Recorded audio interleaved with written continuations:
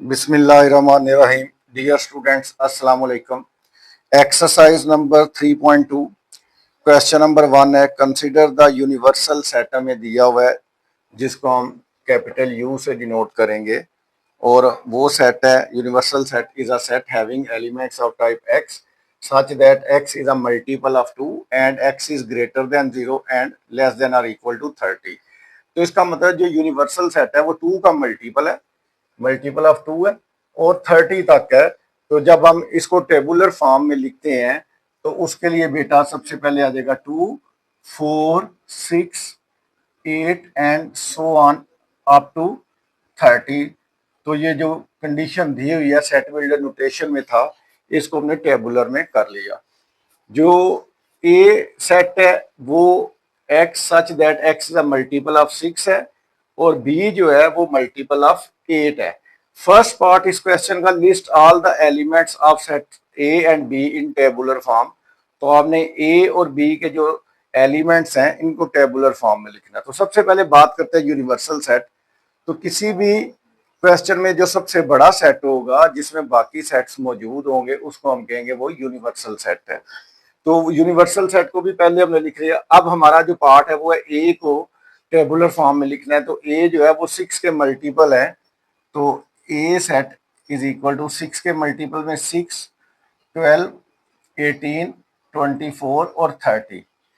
क्योंकि हमारा universal set 30 तक है तो हमने भी जो एलिमेंट्स लेने हैं वो 30 तक लेने हैं। यूनिवर्सल सेट सिस्टम में सबसे बड़ा सेट होता है, बाकी जो सेट के एलिमेंट्स हैं वो उसके अंदर से ही होंगे। दूसरा सेट हमारे पास बी है। तो बी जो है वो बेटा उसने कहा कि इज अ मल्टीपल ऑफ 8। तो वो 8 के मल्टीपल्स है 8, 16, 24। तो जो फर्स्ट पार्ट था उसमें हमने अपने इन तीनों सेट्स को टेबुलर फॉर्म में लिख लिया।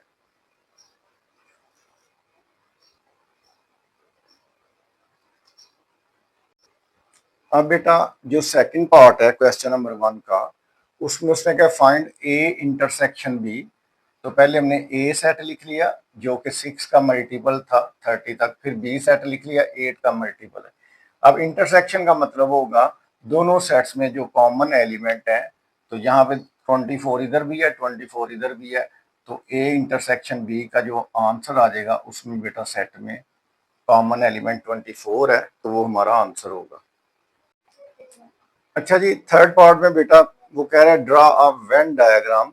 तो वेन डायग्राम में क्या होगा, सबसे पहले आप एक रेक्टेंगुलर बॉक्स जो है वो ड्रा करेंगे। ये जो रेक्टेंगुलर बॉक्स है ये शो कर रहा है यूनिवर्सल सेट को। तो हमारे यूनिवर्सल सेट के जो मल्टीपल ऑफ 2 हैं 30 तक वो सारे इसमें है। उसके बाद इसमें आपने सेट ए जो है वो एक सर्कल जो है वो सेट ए को डिनोट करेगा और दूसरा सर्कल जो है वो सेट बी को डिनोट करेगा। अब क्योंकि इन दोनों सेट्स में अगर देखें तो एक एलिमेंट कॉमन है वो 24 है, तो वो हम लिखेंगे कॉमन रीजन में। यहाँ पे देखें जो ये 24 वाला एरिया है ये सेट ए का भी हिस्सा है और इधर सेट बी का भी ये हिस्सा है। अब ए के जो बाकी एलिमेंट्स हैं वो है 6 है, 12 है, 18 है और 30 है। इसी तरह जो सेट बी है उसमें 8 है और 16 है। तो बेटा ऐसे दो सेट्स जिनमें कुछ एरिया कॉमन होता है और कुछ एलिमेंट्स कॉमन नहीं है दोनों के, ये सेट्स जो आपस में इसको कहेंगे ये ओवरलैपिंग सेट्स हैं कि एक दूसरे के ऊपर ओवरलैप कर रहे हैं। कुछ एलिमेंट्स कॉमन है और कुछ कॉमन नहीं है। तो इस तरह हम अपने इस पार्ट में इसको वेन डायग्राम की मदद से शो कर सकते हैं। वेन डायग्राम जॉन वेन जो था उसने क्योंकि ये मेथड इंट्रोड्यूस करवाया था इस वजह से इसको हम वेन डायग्राम कहते हैं। इसमें जो रेक्टेंगुलर बॉक्स है वो यूनिवर्सल सेट को शो करता है, उसमें आपने सर्कल्स की मदद से अंदर बाकी सेट्स को ड्रा करना होता है। अब बेटा क्योंकि जो ए इंटरसेक्शन बी है उसको वेन डायग्राम की मदद से हमने शो किया है, तो ए इंटरसेक्शन बी का मतलब होगा ए और बी में जो कॉमन है, तो कॉमन एलिमेंट 24 है। तो ये जो 24 वाला हिस्सा है इसको हम शेड कर सकते हैं, आप कलर कर सकते हैं जो है लाइंस वगैरह लगा सकते हैं, किसी भी तरह हम इसको आंसर। क्वेश्चन नंबर 2 बेटा, let universal set is a set having elements of type x such that x is an integer and x is equal greater than or equal to 0 less than or equal to 150। तो universal set integers का है जिसमें जो integers हैं वो zero से बराबर, zero से लेकर 150 तक है। तो सबसे पहले हम यूनिवर्सल सेट को बेटा टेबुलर फॉर्म में लिखते हैं। तो ये हमारा जो 0 1 2 3 तो इंटीजर्स का सेट है, सो ऑन अप टू 150। तो ये हमने यूनिवर्सल सेट को लिख लिया। उसके बाद जो जी सेट है उसमें एलिमेंट्स एक्स है और एक्स जो है वो 2 की पावर m है, और आगे बताया हुआ m जो है वो 0 से लेकर 12 तक है। और जो एज सेट है वो एक स्क्वायर्स का सेट है। तो बेटा हम इसका फर्स्ट पार्ट जो है वो देखते हैं। वो कह रहा है list all the elements of set G and H in tabular form. G और एच के जो सारे एलिमेंट्स हैं वो टेबुलर फॉर्म में लिखेंगे। तो सबसे पहले हम जी सेट लिखते हैं। जी में अब देखें 2 की पावर m है और m 0 से 12 तक है, तो इसका मतलब 2 की पावर m की जगह 0 रखेंगे तो किसी भी चीज की पावर, मतलब 2 की पावर अगर 0 रखेंगे तो उसका आंसर क्या आएगा, 1 आएगा। तो पहले आ गया 1, फिर m की जगह 1 रखते हैं तो 2 की पावर अगर 1 करेंगे तो वो आपके पास 2 आ जाएगा। फिर 2 रखेंगे, 2 की पावर 2 करेंगे तो वो आपके पास 4 आ जाएगा। फिर यहाँ पे अगर 3 रखते हैं तो 2 की पावर 3 आपके पास 8 आ जाएगा। फिर अगर 4 रखते हैं तो वो 16 32 64 128। और फिर अगर 2 की पावर हम अगर 2 की पावर 8 रखते हैं तो वो बेटा 256 हो जाएगा। लेकिन हमारा जो यूनिवर्सल सेट है वो 150 तक है, तो उसका मतलब हमें यूनिवर्सल सेट के अंदर रहना है।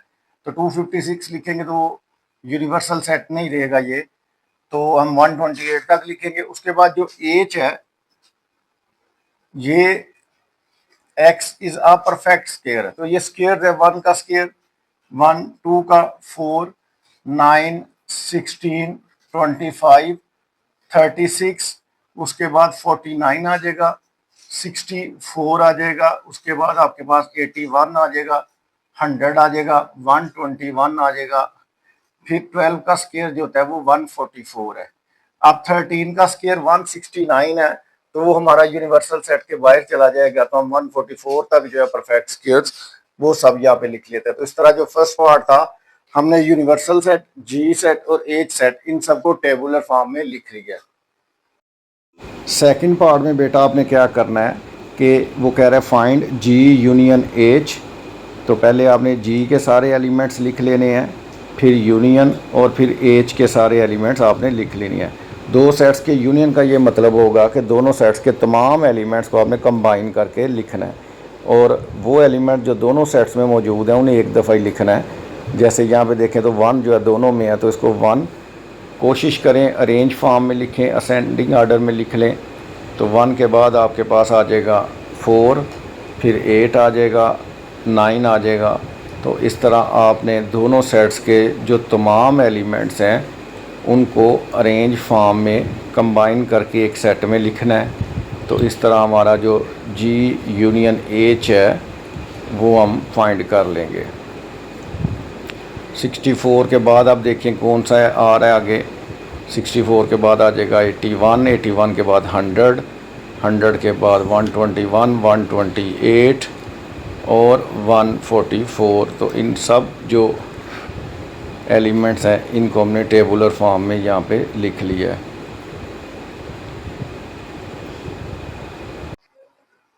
क्वेश्चन नंबर 2 का बेटा थर्ड पार्ट वो कह रहा है फाइंड जी इंटरसेक्शन एच।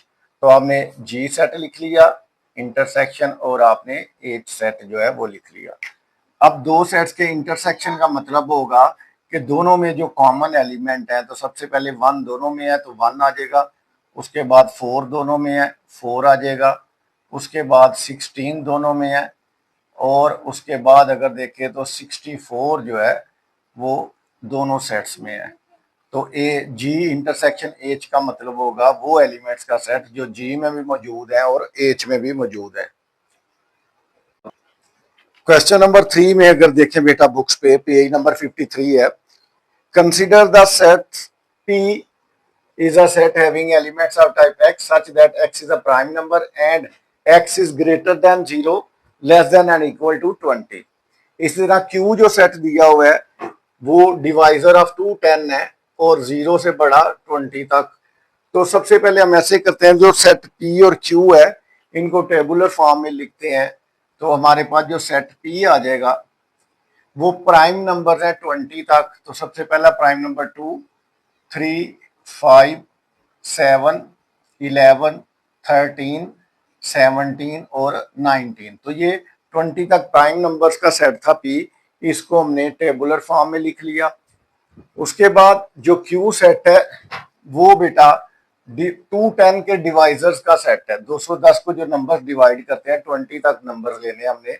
तो सबसे पहले 1 आ जाएगा, 2 आ जाएगा, 3 आ जाएगा, 4 के टेबल में नहीं आएगा, उसके बाद 5 आ जाएगा, उसके बाद आपके पास बेटा 6 आ जाएगा, 7 के टेबल में नहीं आएगा, 8 के टेबल में नहीं आएगा, 9, 10 के टेबल में आ जाएगा, 10 के बाद 11, 12, 13, 14 के टेबल में आएगा और 15 के टेबल में आएगा।